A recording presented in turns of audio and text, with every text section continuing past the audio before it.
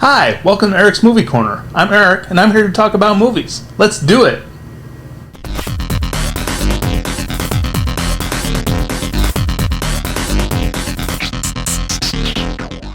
Today, I'm going to be talking to you about the newly released in theaters today, Candyman 2021.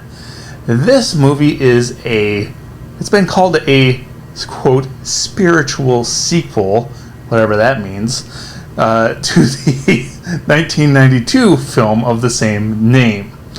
The original film back in 1992 is kind of well known amongst horror fans. It stars Tony Todd, and you might want to watch it if you're planning on going to see this movie. It's not required.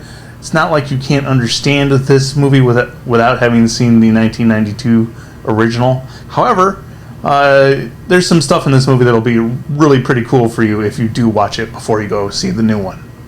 This movie was written by Jordan Peele, Wynn Rosenfeld, and Neela DaCosta, who was also the director of the movie. I saw some quote-unquote reviews on IMDb about this movie that made me sad a little bit, and they were highlighted on the front page too. Right now it's got a 6.5 rating on IMDb, which is not horrible as far as a horror movie goes. But the highlighted reviews on the front page were all 1-star, 3-star reviews complaining about how this is a woke movie and another white man bad movie. And here's the thing. First of all, if you saw the 1992 version of this movie, what the heck did you think you were walking into? That's the story here. So, if you walked in this movie and you'd seen the 1992 version and then you're complaining about that, you're just dumb. I'm sorry. You're just dumb. Also, I find it kind of sad that some people think that people of color shouldn't be allowed to tell stories from their point of view. Now, I am not going to sit here and claim to understand what it is to be a person of color, because look at me. I'm mayonnaise personified. But I think it's important that the stories get told. And with Jordan Peele involved, I also don't understand what people were expecting going into this movie.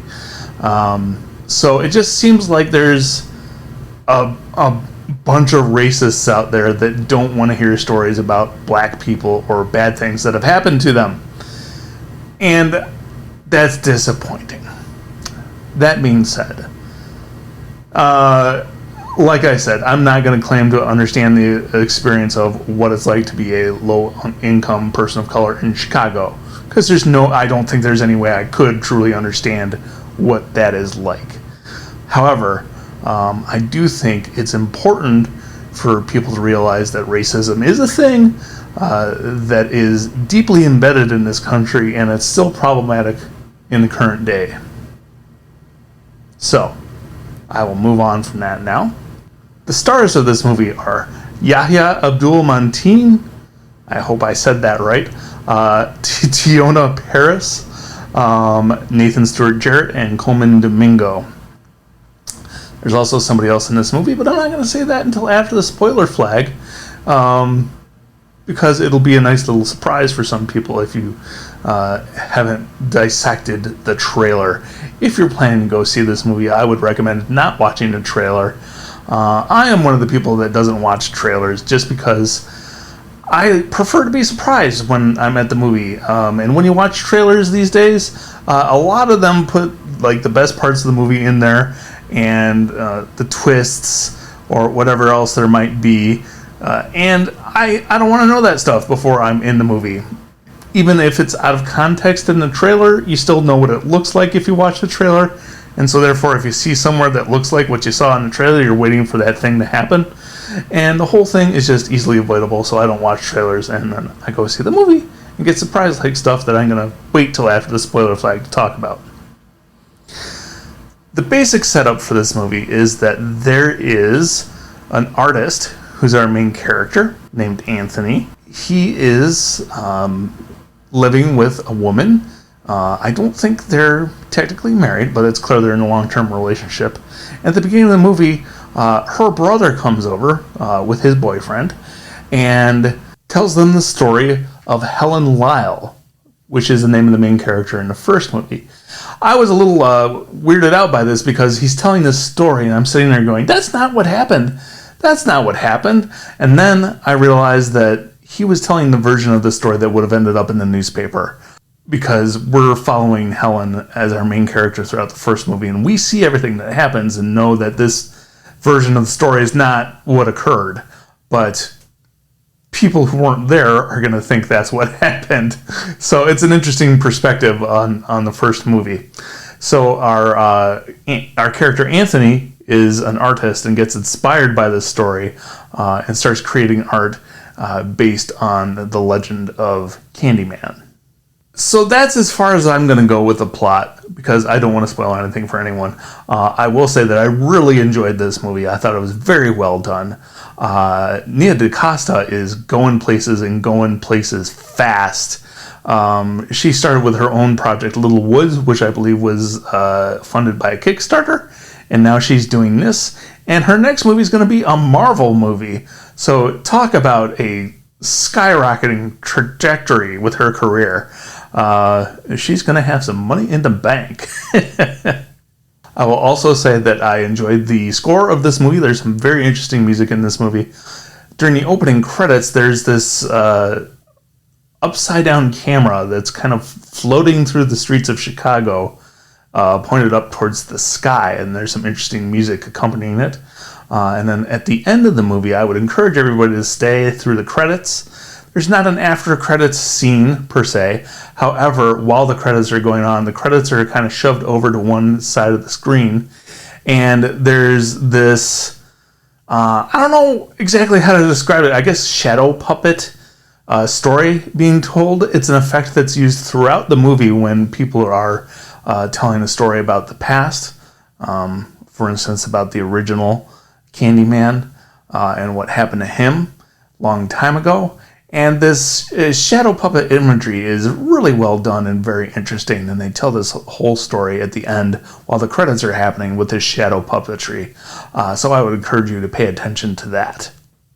So all that being said, I'm going to throw out the spoiler flag now so I can delve into some details. So I enjoyed this movie. I thought the effects were pretty well done.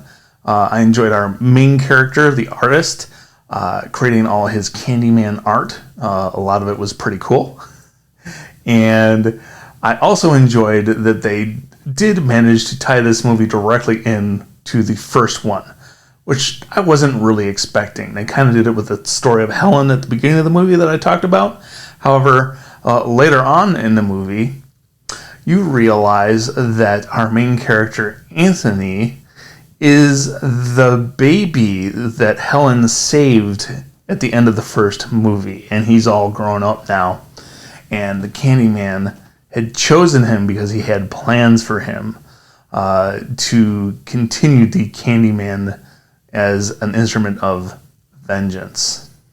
I thought that was pretty cool, the way they managed to weave that into the movie. We also get an appearance from Vanessa Williams, who played his movie in the 1992 Candyman. So eventually where this movie goes is that we end up in a position where there's this other character who Anthony was talking to about the Candyman legend, who works at a laundromat. I think he owns it, actually. And he's been talking to him about it, and we come to find out that he is working to resurrect the Candyman legend, and that he knows that Anthony is the baby that Candyman had chosen to resurrect the Candyman myth, and goes about it in some very disturbing ways. There is a phenomenal scene at the end of this movie, the very last scene of this movie. I just freaking loved it. Probably my favorite ending to a movie this year. And we also get a guest appearance by somebody from the first movie that just makes it even better. So overall, I thought this was a really good movie. I would recommend trying to get it in theaters. If you're comfortable going to a theater, I would recommend going to do that with this movie. while you can. Those are my thoughts on the new Candyman movie. I thought it was very good. I don't know if it's my favorite horror movie of the year, but it's up there. It's in the top 10 right now for sure. So yeah, go check it out, and I hope you enjoy it. If you like this review, please give a like below. And if you want to hear more of what I do here on this channel, hit the subscribe button and the notification button so you know when I post a new one. Thanks for stopping by Eric's Movie Corner. Come back next time.